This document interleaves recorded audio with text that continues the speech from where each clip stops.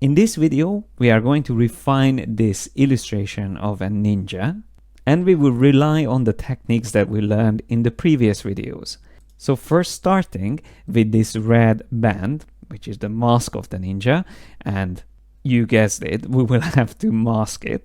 So we will use a clipping mask in this case, because we have to confine it within the shape of the head.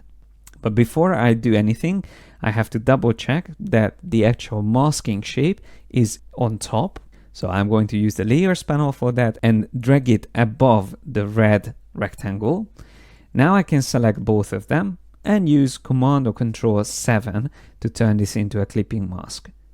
Now that it's done it, I can go into the clip group, select the clipping mask and choose the black fill that I had originally there.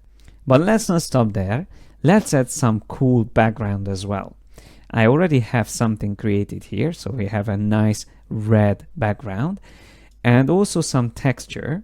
But what I would like to do is to have a nice transition. Instead of this very strong background, I would like to dim it down a bit and use a circular gradient to mask it out. So I would like to make it more visible behind the ninja's head, but then I would like it to fade out as it goes further away. So to create that, I will need to use an opacity mask, which I actually prepared already.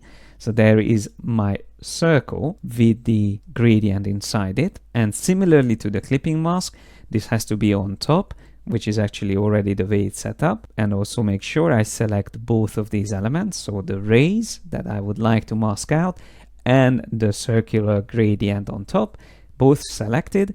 Then we can go into transparency panel and click on make mask.